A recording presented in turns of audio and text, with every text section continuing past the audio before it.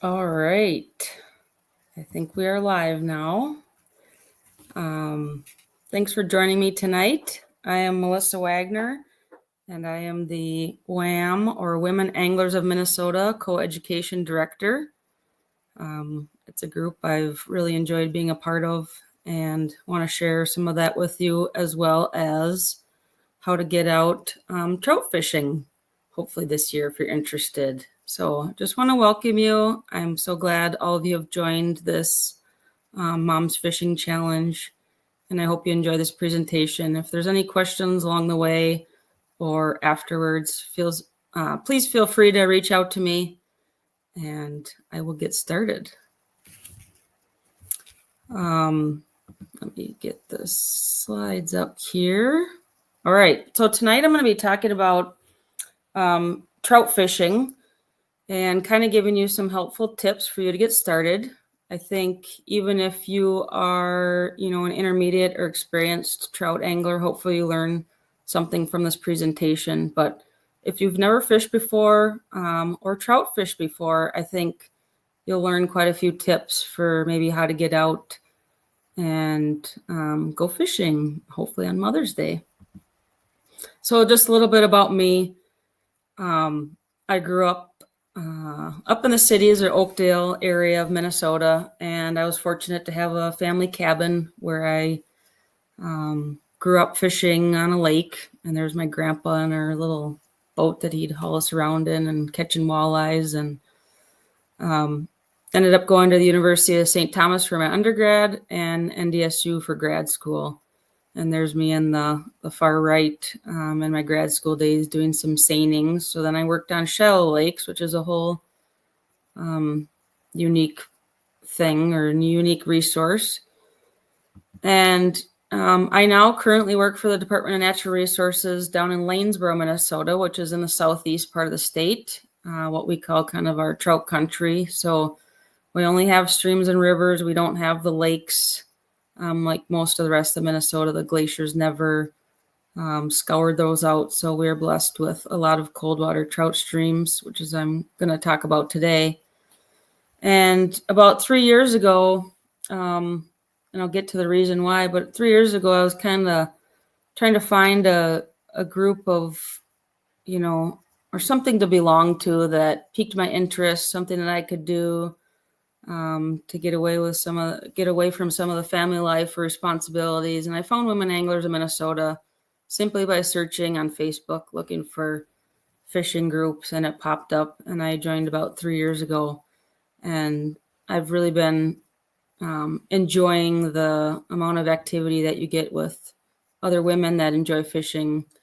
And it's really for beginners to experienced anglers. But along the way, I did have 2 children. So I'm a boy mom, and they keep me plenty busy. And so I think one of the unique things about trout fishing or fishing along a stream or river is it's really easy to just get out for like an hour or two when you have an opportunity to, either while they're at school or you get your break. And so that's kind of why I wanted to share this with other moms, because me on the left working, but then me on the right, that's fishing one of our rivers. And so a lot of opportunities, and you don't need a boat. And I'll hopefully go over some tips and tricks for you to do the same thing.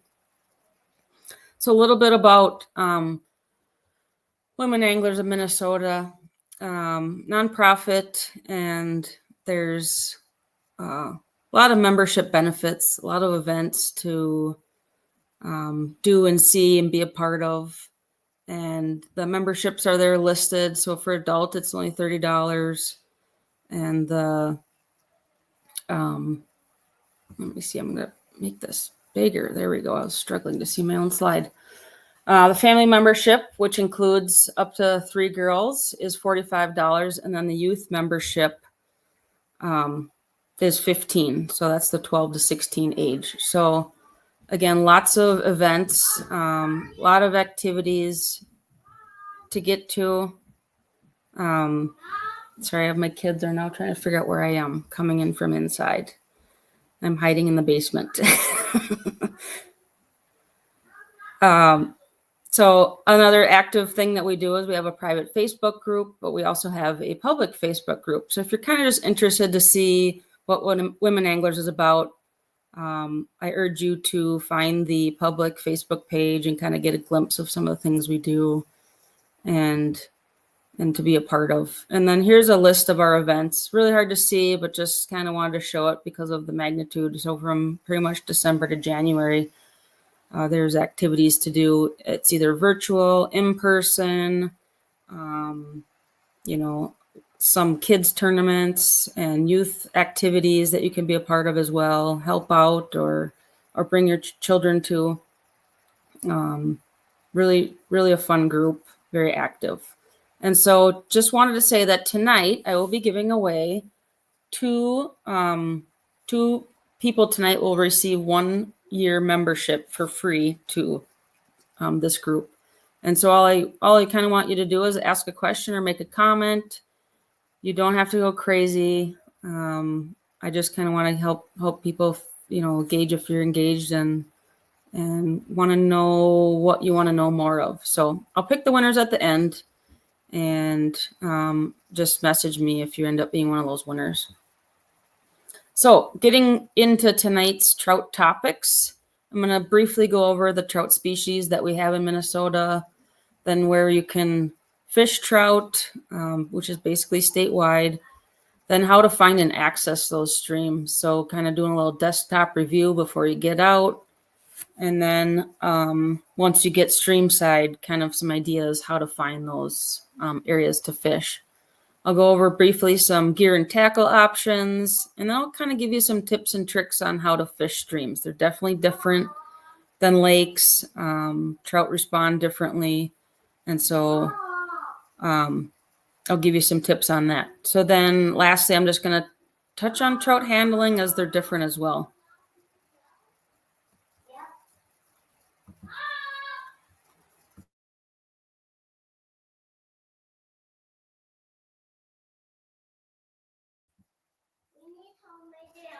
So here's our trout species in Minnesota.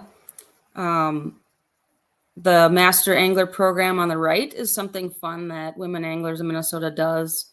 And those are the different size classes that would get you a Master Angler. These are the 3 species that I get to manage down in our area. So we have the rainbow, the brown, and the brook trout. But we do have quite a few other species that I'll touch on as well. So here's a brook trout, really pretty species, can grow in streams and lakes. Kind of known for the blue and pink spots. Also, when you see them in the stream, they have those really white tips on their fins. And they really like the cold water streams. So they're more going to be on the smaller headwaters or any of the really cold, deep lakes. We also have brown trout. Obviously, they are brown. These came from Germany. They were introduced into the United States. They've done really well here. They're in most of our trout streams down in Southeast, and they grow bigger than the brook trout. So you can see here's a really nice brown trout. We also have rainbow trout. They were introduced or brought over from West Coast. And we often stock these as catchable size, so something similar to what this person is holding.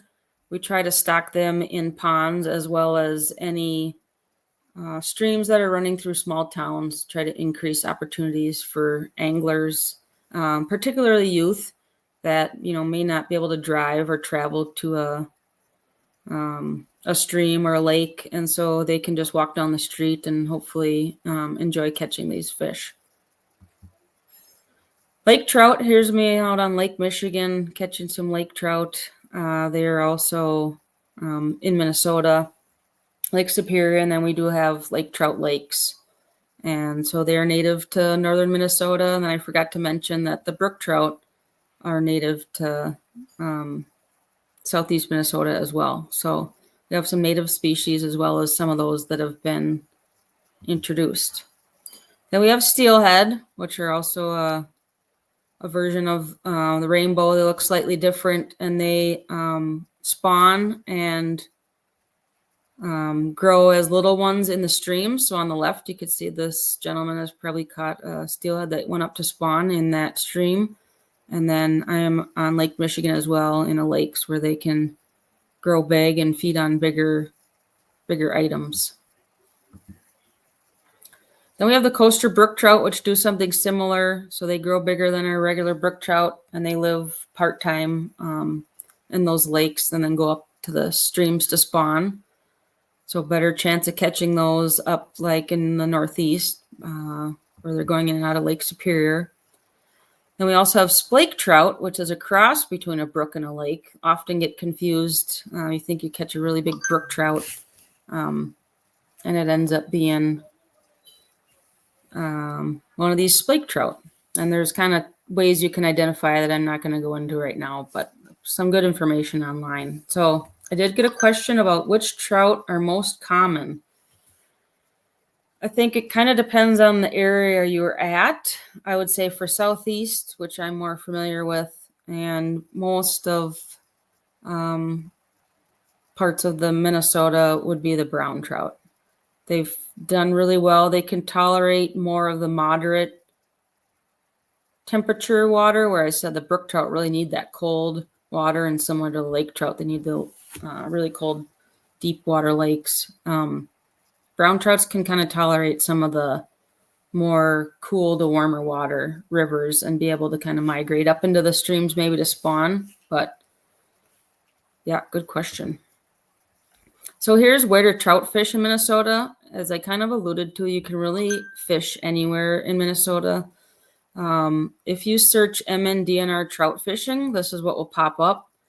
And then it's kind of categorized by the 6 areas. So if you are traveling or live in a certain area, you can click on that area. It gives you a little bit more information of what you might find. I will say, there's definitely areas that have more trout streams or lake opportunities, Southeast being one of them. And then along the North Shore, there are some good trout streams in the central area, and the Northeast and the northern part of the state has some good lakes. So a good mix, but actually, there's opportunities throughout the entire state. So, so this is an example of once you were to click on, let's pretend you clicked on that southeastern Minnesota feature. This is then what you would see. You'd be able to search by either the map, or you could click on a lake or stream. So if you had someone that said fish such and such lake, this is maybe an easier way for you to find it, is click on that lake and it'll take you to a list that you could search.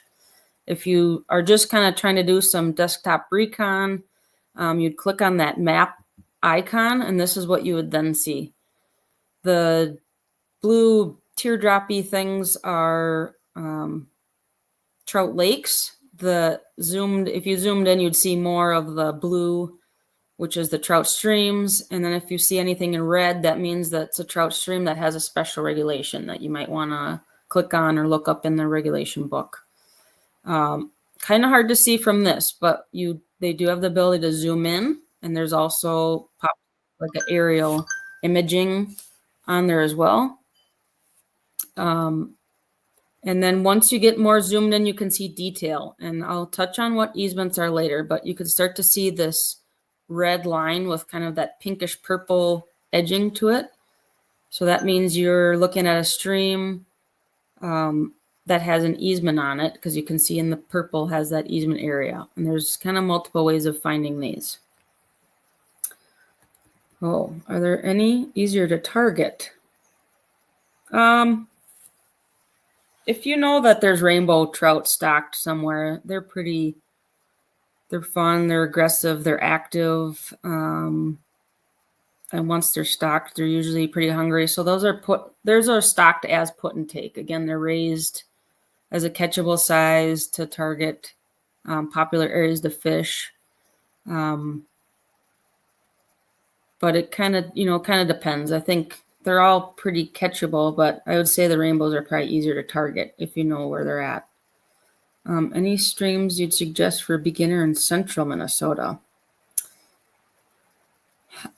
don't have any off the top of my head, but I will say that if you search Minnesota DNR Fisheries offices, there's a list of all the offices across the state. And we try to tell people, and I think people think they're bothering us, but we love to help people out with angling tips, and which is why I'm even wanting to do this presentation. And so if you have an area office, contact that office and ask, they'll know the latest population data, where there's good access. And oftentimes if they're fishing it or know someone that has, what's been working on that particular stream. But I can try to connect you with someone as well if you want to. I can comment later. Location might be hard for me to hit on right now if I don't have a map that I can pull up. So again, I can help follow up with some of those later. So let's say then you click on, I'll go back here quickly. So you have this stream up, and they are not the same name, but just a screenshot I took. There's this ID number with this hyperlink that you can see. If you see that, that means there's more information. And if you click on that, you'll come to another page where it says, kind of gives you a picture of the whole stream, the description, and then it'll show you what species are found in there. And then we try to update it with the most recent population data. I don't know if anybody here is familiar with Lake Finder, which does the similar thing for lakes. This is kind of our Lake Finder for streams. So you can either search Stream Finder or, like I said, trout fishing, and it'll hopefully get to some of this information. So then how do you find and access these stream easements? So you've kind of done a little recon, and you're planning to get out to a stream that you're interested in.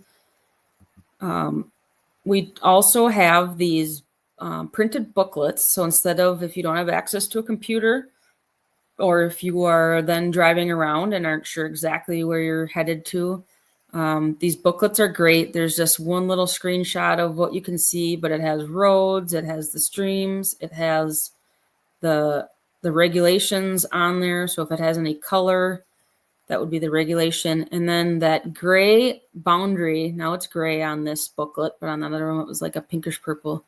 The gray boundary in this booklet is what we're going to call an easement.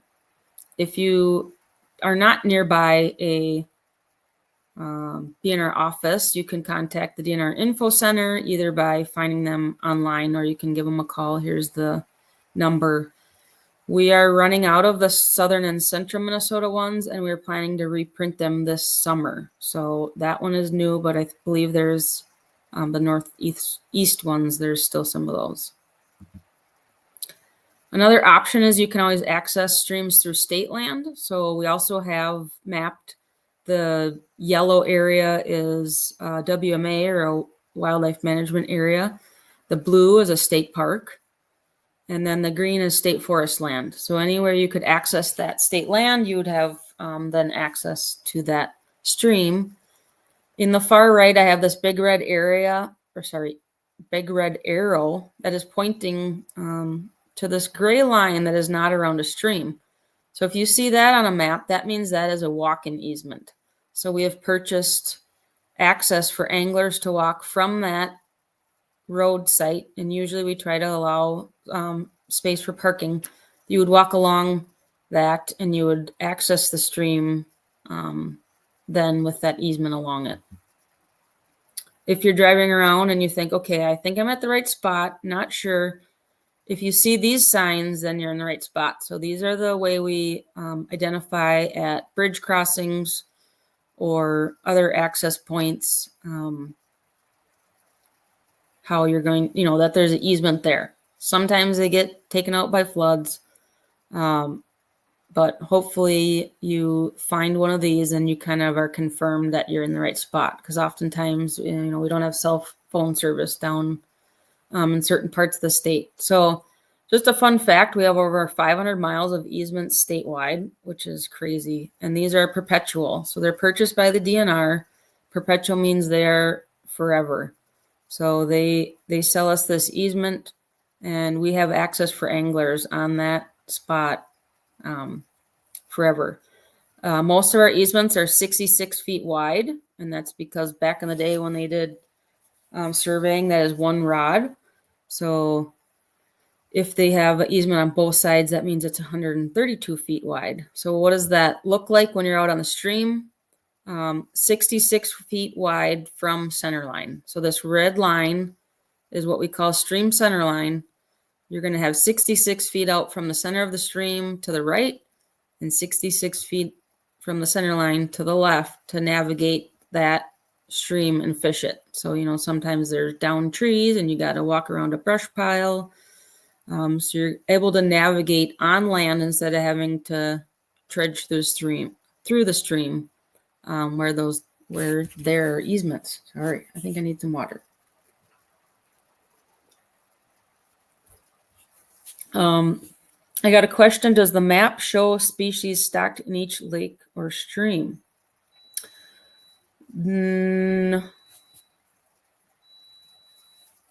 I don't believe so. It will show the species that are there. So if it shows rainbow trout are there, then they're most likely stocked. Most of our stocking of anything else is like fingerling size. So the size of my pinky. And so if we think the population is doing fine, we won't stock. If we think it needs help, we'll stock, but we're stocking them not catchable size. So really the only ones that you would be interested in probably catching that year would be those rainbows. Again, you can always contact your area fisheries office if you're interested in targeting those, what lakes and streams are stocked. Other states, advertise like we're stocking them tomorrow in this stream, and you get swarms of people down there fishing. We don't do that. We share where, but and it's often changing daily or by weather, so we don't advertise necessarily when. Here's another telltale sign that you're at an easement access point. So we have a lot of farming down in Southeast, pastures, tillable land. With that comes fencing, and we work with the landowner to still provide access for anglers. And this is what you would see is this ladder, or what we call a stile. So it goes up and over the fence, and then hopefully some signs there. We try to post if there's a regulation on that particular stream. And then again, there's that little tan, kind of puts it in perspective how big they are. They're kind of small because, many landowners didn't want some big sign posting their property. So we went with the kind of smaller, natural looking sign that you should keep an eye out for. So trout stream regulations, I'm not going to go deep into this because it is different throughout the state. It is different from stream to lake. But what I kind of wanted to point out, and I see I misspelled seasons, is that in our Southeast trout fishing seasons, we actually have year-round opportunities for trout fishing. So times where other things are closed, we do have catch and release starting January 1st, going up until opener of this year, which had already happened. So I know this presentation is leading up to the kind of lake opener, walleye, bass opener, but trout opener already happened. So we have that harvest season, and then into the fall, we have a catch and release for all streams. And then we have a winter season, and that is October 15th to January 1st. And it's targeted for the more in towns and state parks areas. So we kind of limited some of the areas where that fishing could occur. So what's neat about it is that you could fish trout streams in Southeast Minnesota year round. And again, this is different throughout the state. Southeast is unique that we have really a lot of springs that keep our streams cold in the cold in the summer, but also warm in the winter. So if you're driving around and it's 22 degrees out in the wintertime and you see a stream that's open or even steaming, it's a good trout stream because the spring water comes out of the ground at roughly 48 degrees. Fun fact. So people must be asking lots of questions because my phone is going bonkers. Will this be recorded? You will be able to go back and watch this live stream in this group. And I'm not sure how long the group was open, but I think they had just closed the 2024 one. So it should stay on this Facebook group if anybody's interested to go back and watch.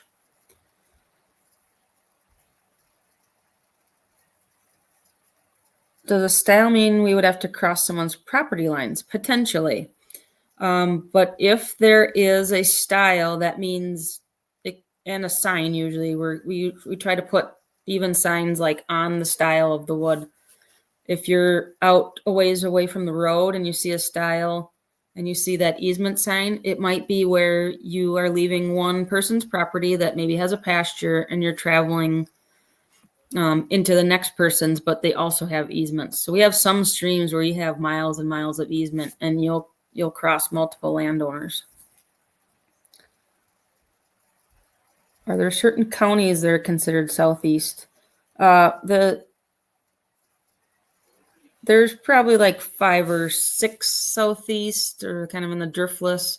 I manage Fillmore, Houston, Winona County, part of Olmsted, and then we have Wabasha, Goodhue, and Dakota counties that would kind of be in that southeast trout stream. And if you look on that map, they stand out. So those, I should have zoomed in, all the blue squiggly lines, the designated trout streams. They're definitely concentrated certain parts of the state, but again, they are statewide. So I don't want to just keep promoting my area where I manage, but same goes for like North Shore, a lot of cold water trout streams feeding there, and in the northern half of the state as well.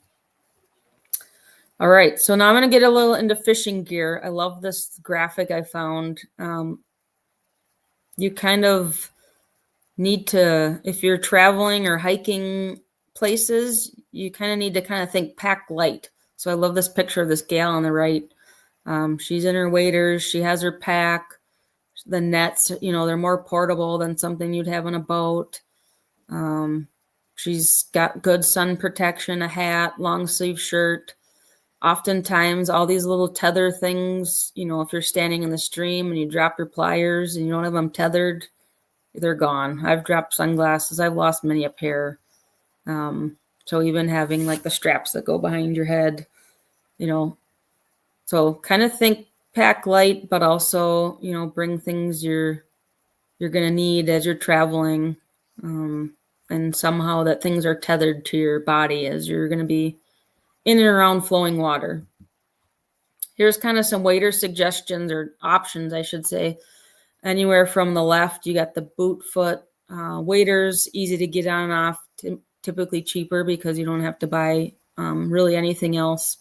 In the middle, you kind of have the stocking foot waders. So the bottoms are like a neoprene boot that are sewn into those waders. You would then need the wading boots on the far right for traction and ankle support. And, they come in the chest or the waist. For fishing, I love just the kind of waist deep waders. Helps protect you against weeds, nettles, ticks. You can still sit down on the bank. Don't get your butt dirty, and kneel down. And then get in the water if needed. There's also the hip boot option. So you can still kind of get in and retrieve anything and not get wet. Knee boots, if you're fishing somewhere where you really don't think you're going to need to get in the water. And then what I don't have pictured because I ran out of space is a lot of people just wet wade. So like Tiva sandals or the Keens that have like that rubber front toe that help protect your toes against potentially any rocks that you might stub your toe on. And like quick dry pants, if it's nice out, that's definitely an option. Rod and reel gear types. So there's kind of 3 different types of fishing or gear that people use for trout fishing. You have the fly fishing, and I'll have some recommendations down on the bottom if you're interested in looking at getting something or borrowing something from someone to try this out. So we have the fly fishing setup, got more little inline reel, and I'll get into kind of that setup of how you rig that up. Spinner fishing, A lot of people use just a 5/6 ultralight. Trout bite can be light at times, and so you really want to have more of that sensitive tip to be able to feel the bite. And I love the little Snoopy pole picture because that's what we have.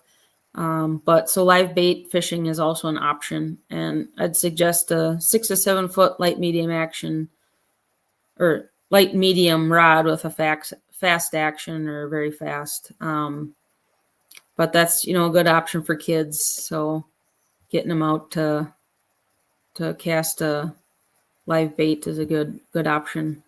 Some of the landing nets, you have the rubber ones that are fixed, like we saw that gal had on her back. It's portable. You can have the tether so you don't lose it if you drop it. Another good lightweight one is this coated mesh one, but it has an extending handle. So if you're not really planning to get it in the water, that might be an option, or something like a longer handle that has that fine mesh. Some of the trout you might catch might be small, so you really don't want to grab like a net that has a really big mesh hole or a coarse mesh. So more of that fine or something that's kind of coated or rubber is a little better for the trout. And then clothes. While you might want to protect yourself from the UV rays and look fashionable like these people, the other thing that trout are very visual, and often the water that you might be fishing is really clear, and they will see you. So if you come clomping over the bank and you're like, oh, this looks like a great spot, and you like look over and all the fish scatter maybe before you even see anything, you kind of need to be sneaky a little bit. And I'll get into how you kind of approach streams here in a little bit, but having something that's camouflage. So if you're going maybe to a stream that's in a woods or has trees behind you, you could wear some natural colors or camouflage, or a popular color is also just the sky blue, because that's what they're going to be looking at when they're looking up and out of the stream. So something you might not think about when you're going out fishing. And then I'll touch on some tackle and bait options. Maybe I'll stop here and see if there's any. A net is not necessary. Nope. So the question is, a net necessary, or can we just reel it in? You could just reel it in and flip it up on the bank. Oftentimes people are using nets if they are practicing safe handling and catch and release, which I will touch on at the very end of this presentation. If you're looking to catch 5 rainbows and take them home and you're just flopping them up on the bank and putting them in your bucket, that is perfectly fine too. Or so a net is not necessary, but hopefully you lose the big one when you get a big one on and it falls off right before it gets to the bank. All right, tackle and bait options. So like I touched on, live bait fishing. Here's a picture of, I'm not sure where this is, but I know it's down in our area. These are kind of some of the scenic things you'll see. The bluffs, we got the karst or the rock limestone that feeds the springs that flow out them that feed those streams. All right, live bait, you can use worms, very popular. I would urge you to like chop them in a third or half. I never put a full worm on my hook. Trout mouths aren't giant. Maybe if you catch a big one, they are, but most of them are pretty small. They don't really expand like maybe the bass or the crappies do. So smaller is usually better. Minnows are also very popular if you're just, struggling to get things active, switching it up. If you're trying worms and you've caught them on worms before, but all of a sudden you might want to try minnows. A lot of people like aquatic bugs, which they're used to feeding on. And then in the fall, when all the grasshoppers and crickets come out, people tend to have good luck on those. So we have a quick setup for live bait. You're going to have a hook. I prefer red hook, size 10, maybe 8 if you're going for bigger trout. and then a small sinker. And then these little bobbers, which I like, is that you can change where you put them on your line. So sometimes you're going to be wanting fishing. If you're in a deeper water, you might want to adjust. The trout will probably be further down towards the bottom. Or if you're fishing more of a shallower 2-foot faster area, you could move that bobber down so you're not fishing as deep. So these are easy to pull out and adjust. And another nice thing about these bobbers is maybe they're not necessarily a bobber per se, but they're a strike indicator, which is basically a bobber. When your bobber goes down, you got to fish. So I like these smaller ones where they're not, they might sink a little bit depending on what's happening with the current, but you could still usually see them and see when the fish strikes.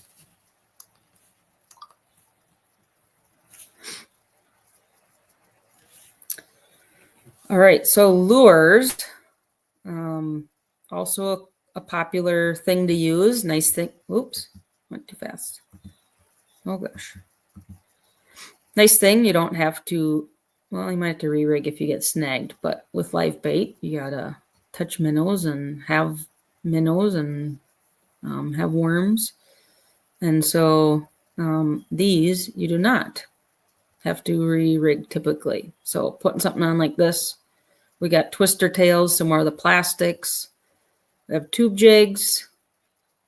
And then the spinners, the MEPs, they call them. Those are really popular, the 1s or 2s. And then they have the floating or shallow Rapalas. So there are kind of different options there. Trout do feed on trout. So there's limited opportunities of what's available for food in trout streams. And so if they see another little baby trout swimming by, they will feed on them. So this is a rainbow trout Rapala. They also make brown trout Rapalas. So good option for color. So then getting into the fly fishing, there's so much information. I'm just going to briefly touch on some of it. We do have a hatch chart on the DNR webpage, and I should have added a screenshot of it, but basically has month by month, typically what is hatching at the time. So if you're interested in trying fly fishing, or if you already have started and you want to learn more, that hatch chart can be a helpful resource to keep for when you're going out. Because again, different bugs or flies will be hatching at different times of the year. Also, I urge you to talk to either your local fisheries office or the local fly shops. That's their job, is to sell flies, and hopefully they can give you some helpful tips on what trout are biting on. Getting a little into the rigging setup of fly fishing, a little more different than the typical putting all the same type of line on a spinner reel. So you have this backing, which doesn't take up as much space as the fly line, but it's kind of like your rescue. So if all of a sudden you get a fish that runs far and you run out of the fly line, you still have backing line.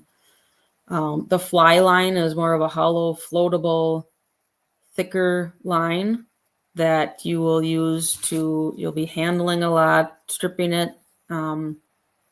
It's very soft. And then again, it floats on the surface. And then going further down the line, you're going to have this leader tippet. So it's the clear, non-visible line that a lot of the tippet starts out thicker and gets thinner as it goes out.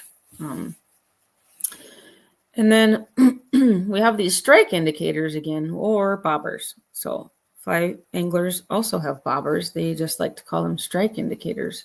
These are kind of fun ones. They basically screw right onto your line. Again, easy to adjust, come in different sizes.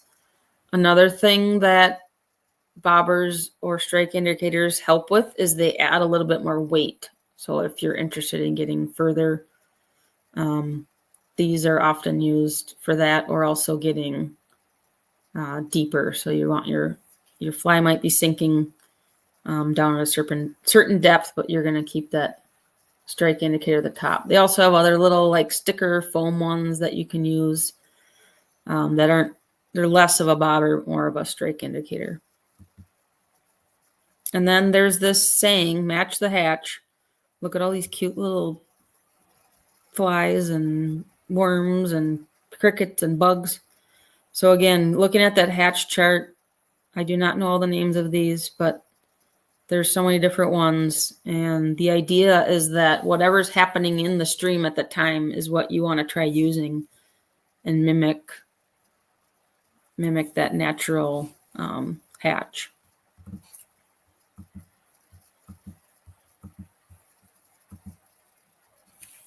All right, I'm going to take a break here and see. Why a red hook? Oh, I don't know. I think it's just like a thing. I like red hooks. I think they like stand out enough, but they're not like too bright. But I think it's just like my kind of thing. So, what size Rapala? I'm not sure the number, but you can go bigger, but they're probably only like inch and a half long.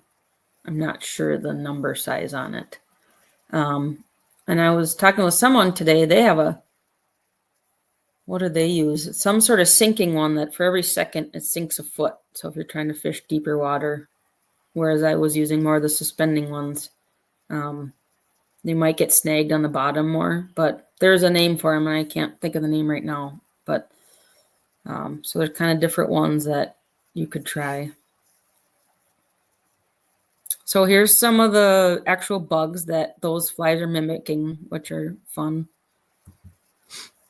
And then again, trout will eat trout. So there's a streamer pattern, which there's the little brown trout fingerlings on the bottom. And then the hoppers. You could see in that brown trout's mouth is a fly mimicking a hopper. So some fishing tactics. This is kind of where it gets fun. So you got all your gear, you're figuring out where to go, you get to the stream, you found the easement, and then you're like, okay, now what? What do I do? How do I fish this particular area? Flowing water, it's different than lake. So I just kind of want to give you some helpful tips on maybe what you're going to be doing. So if you come up to a stream or you know that it's narrower, often these can be fished from shore. If you don't need to get in the water, it's probably best you don't. They can sense the vibrations. They can, if you're mucking up the stream, casting shadows over the stream, depending on which way the sun is. So ideally, if you come up on something like this, maybe you try to just stay on shore, kind of hiding behind some of those weeds, casting over them. They won't see you. This is pretty challenging with all the veg in the stream. So maybe it's not the greatest example of fishing, but trout like to hide in all those little nooks and crannies again, because they don't want to be seen.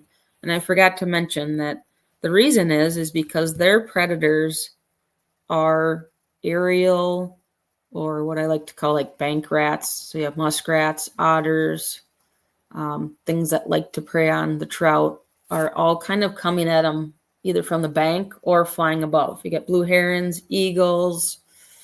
So they're very leery of shadows or things above them. So this is an example of wider rivers. You can wade into the water, obviously, to be able to reach both sides. A fish as far as you can cast, is likely not going to see you, and you can sneak kind of into that water like this person has and cast over into some of the good fishable water. You can tell that the kind of deeper blue it gets, the deeper the water is. You can see to the left side of it, it's shallower. You can see the bottom or the sand. So good depth, which trout also use as cover. So not only do they kind of hide under things that are up over the bank so they can hide themselves, they like the deeper water because it's harder for any of those critters to get down in there. And then this is just a good example of that. You can often stay on one side of the bank. So if you don't have access to waders or don't feel like getting in the water at a particular time, you can really walk along that mowed edge and fish for quite a while on that particular stream. And again, I mentioned like a lot of our trout streams are pastured, which is easy for fishing as well. And so oftentimes you don't have to wade through weeds or jungles, especially if you're bringing kids out. I already kind of touched on this, trying to avoid making a shadow. I like this picture because you can actually see the shadow of the tree on the stream. And so you can kind of envision that being you, but you're moving, they will get spooked. With being in a stream comes current. And so these trout are living in a constantly moving water. They like to use rocks or things to hide behind to get out of some of that flowing water, but also they're almost always facing upstream.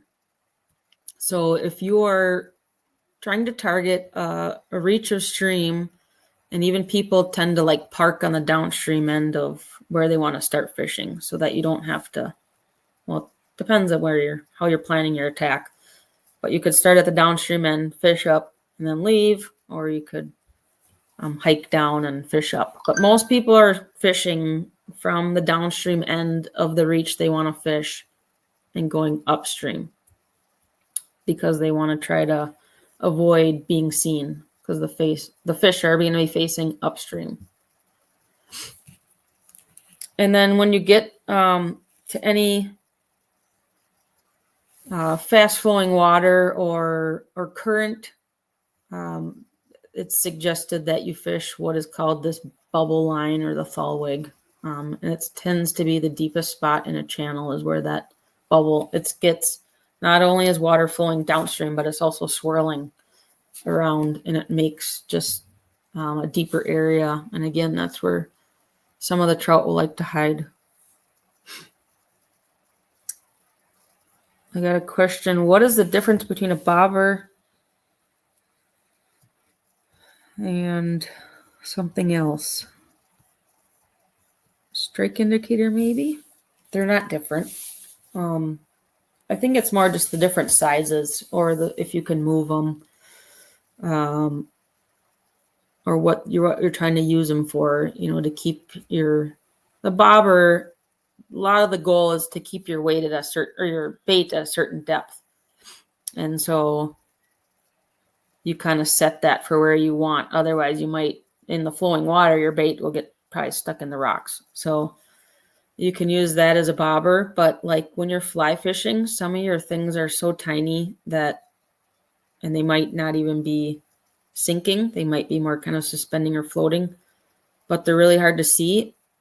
You'll use some of the little strike indicators so that you have something to watch. And if that thing moves, then you try to set the hook because you're not going to be able to see like the itty bitty little bug that you're putting on the end of your line. I hope that answers your question, but strike indicator. So kind of different. Sometimes they're similar. I would say like fly anglers, if they're fishing deep pools, those bigger screw-on ones, those are being used as bobbers pretty much to keep that fly off the bottom.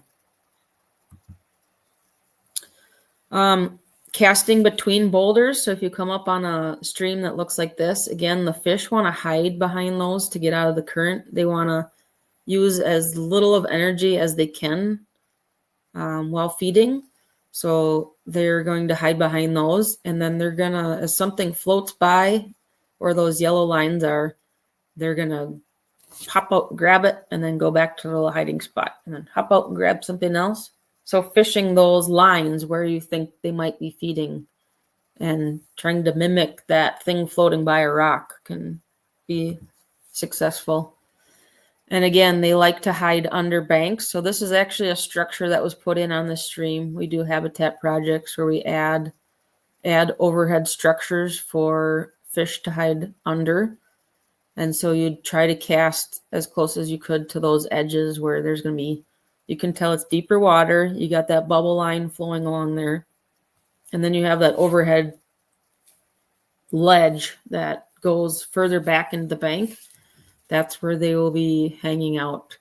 And hopefully you can entice one of them to sneak out of there. And again, you can do multiple casts. So you could sit at this pool and do, 15, 20 casts, and maybe you catch some, and then all of a sudden you stop catching them, and then maybe it's time to move on to the next area.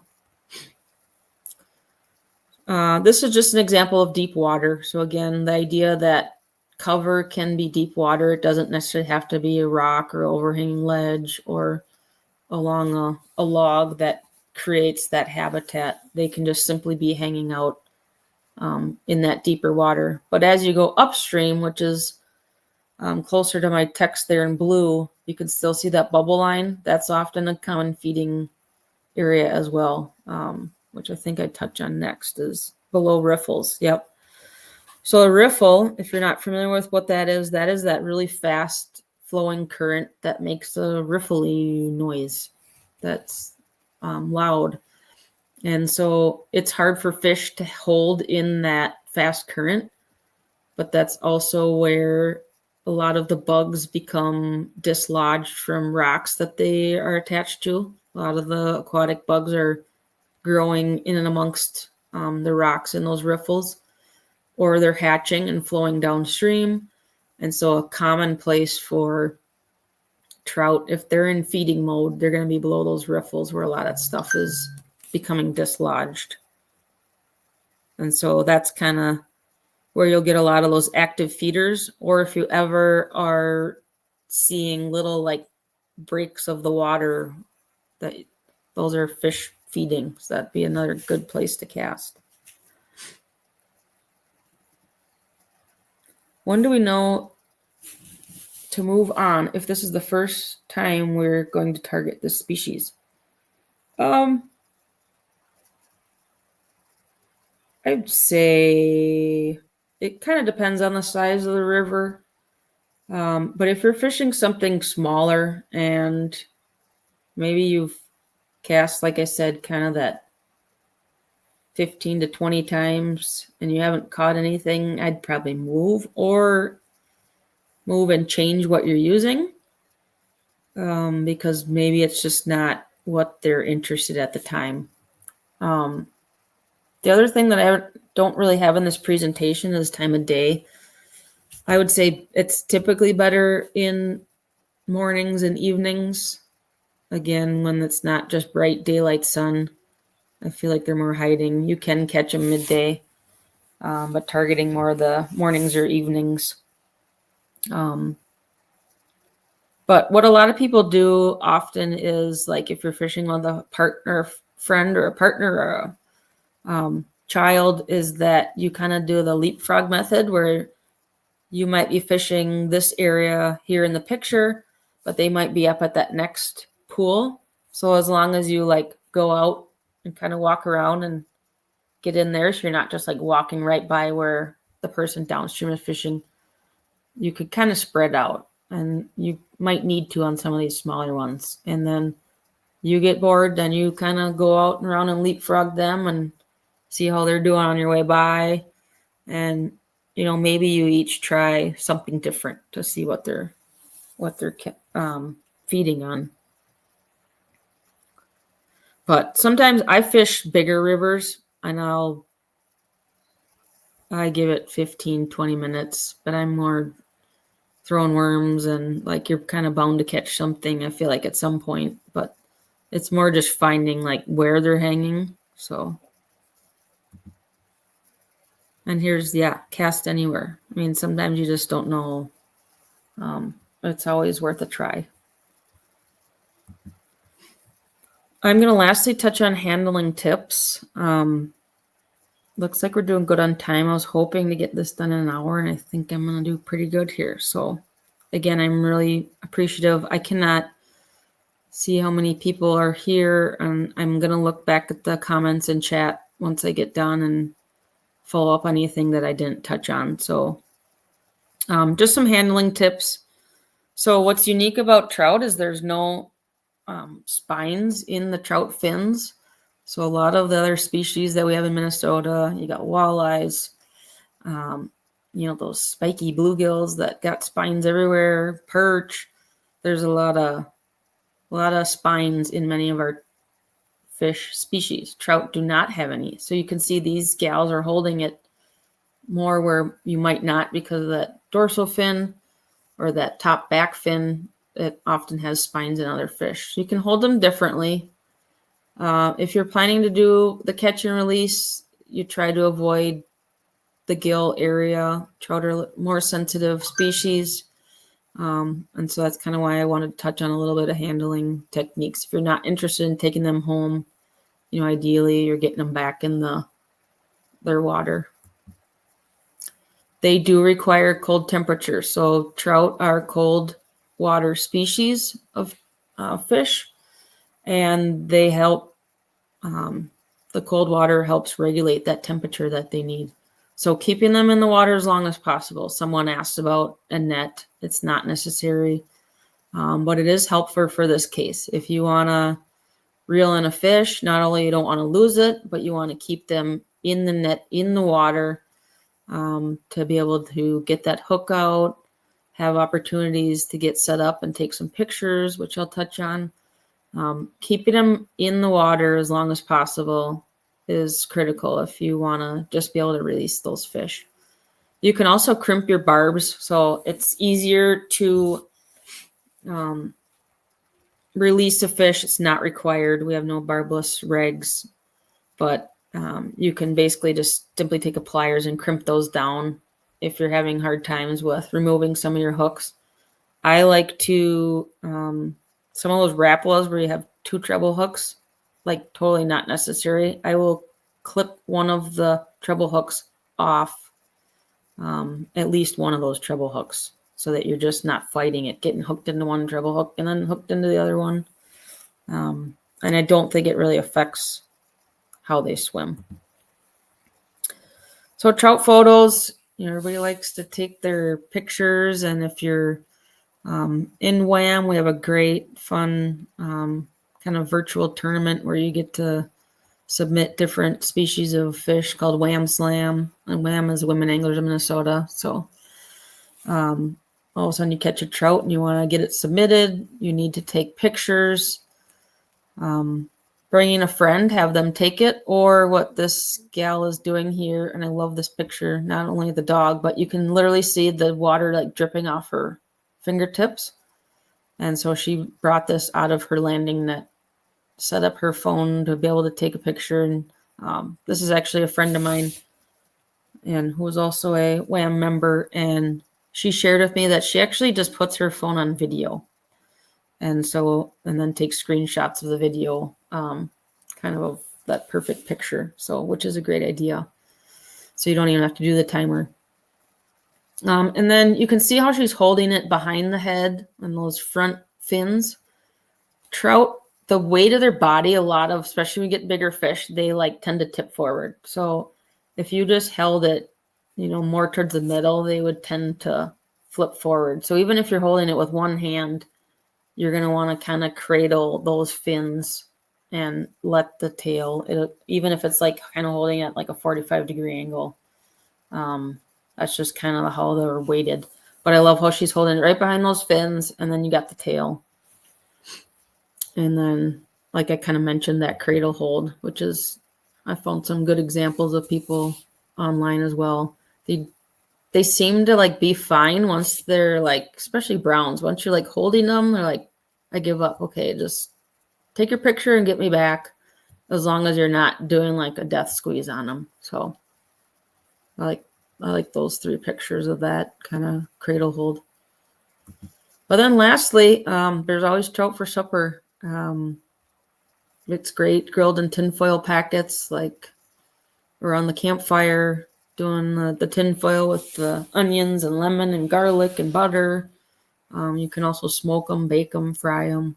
So lots of good options for bringing these trout home as well. And that is all I have. 1 minute. And see if I have any other questions. I do not. All right, so I have the winners. What I ask you to do, or maybe I'll connect with you once I'm done. If you're still on and I could find you on Facebook. Otherwise, please message me because I have to send you some details on how to get your free membership. So I have 2 lucky winners. One 1-year membership to Women Anglers of Minnesota. The first winner is Rose Sage. Hope I'm saying that right. Rose Sage, you want a free membership. And then Sika Lee or Sika Lee, S-I-C-A Lee. Sorry if I'm not pronouncing that right. I'm so excited for you guys to join Women Anglers and give it a try. And I urge anyone else that's interested, feel free to message me or get in contact with me if you want to learn more. Or again, look up our Facebook, the public page, but there's a lot more on the private. We also have a private Facebook page, which I'm not sure I talked about, that a lot of our education stuff happens. Trips. So if like someone's going on a boat, like, oh, I got one more spot open on our boat. Anyone's interested. So I've met so many new friends and fisherwomen on the Women Anglers group, and I'm just so happy to be a part of it. So I want to thank you for joining me tonight. And on Thursday, if you're interested, we have more of an open water presentation that the other co-education director will be giving, and I'll hopefully be hosting that as well. So again, feel free to message me any questions. I'll try to loop back, but I hope everybody has a great night, and thanks for joining in.